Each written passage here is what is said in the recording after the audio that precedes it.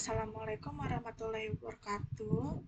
Nama saya Suci Nurli Desma dengan NIM 230500594 dari Prodi Ilmu Komputer Universitas Syedzi Madani. Di sini saya akan membahas tentang rangkuman materi, yaitu materi pertama dan materi kedua. Langsung saja, ini ada materi pertama, pengantar OOP dan pengenalan UML. OOP adalah singkatan dari Object Oriented Programming, yaitu suatu metode pemrograman yang fokus atau berorientasi pada objek. Tujuan dari dirancangnya OOP adalah membantu para developer dalam mengembangkan model yang sudah ada di kehidupan sehari-hari. Nah, di sini ada konsep dasar OOP. Yang pertama ada kelas, cetak biru atau template yang mendefinisikan atribut dan metode. Kedua ada objek, instansiasi dari kelas yang memiliki data dan dapat melakukan aksi tertentu. Ketiga ada atribut, karakteristik atau metode yang dimiliki objek. Keempat ada metode, fungsi atau aksi yang bisa dilakukan oleh objek. Nah, di sini ada UML, Unified Modeling Language, bahasa pemodelan standar yang digunakan untuk merancang, menganalisis, dan mendokumentasikan sistem perangkat lunak. Tujuannya menyediakan gambaran visual tentang struktur dan perilaku sistem. Nah, di sini ada contoh diagram UML. Yang pertama ada use case diagram. Use case diagram ini digunakan untuk menggambarkan fungsi-fungsi atau layanan yang disediakan sistem kepada pengguna. Yang kedua ada kelas diagram ini. Kelas diagram menunjukkan struktur sistem dari sudut pandang kelas dan objek. Kita bisa lihat atribut, metode, sama hubungan antar kelas. Yang ketiga ada sequence diagram. Sequence diagram itu menjelaskan bagaimana objek saling berinteraksi dalam urutan waktu tertentu. Yang keempat itu activity diagram. Activity diagram menggambarkan alur kerja seperti proses bisnis secara visual. Biasanya digunakan untuk memodelkan logika dari suatu use case atau metode. Bentuknya seperti flowchart yang memudahkan analisis proses langkah demi langkah.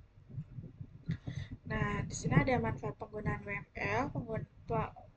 Manfaat penggunaan UML ini yang pertama ada komunikasi, yaitu memudahkan diskusi dan kolaborasi antar tim. Yang kedua ada dokumentasi, menjadi panduan visual dalam pengembangan sistem. Yang ketiga ada analisis kebutuhan, meminimalisir kesalahan desain dengan visualisasi yang jelas. Hubungan OOP dan UML. OOP itu berfokus pada kelas, objek, dan interaksi antar objek. UML menyediakan alat untuk memvisualisasikan konsep OOP dalam bentuk diagram.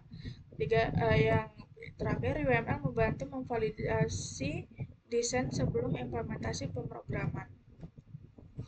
Nah, kita masuk di keunggulan desain OOP, yaitu materi kedua.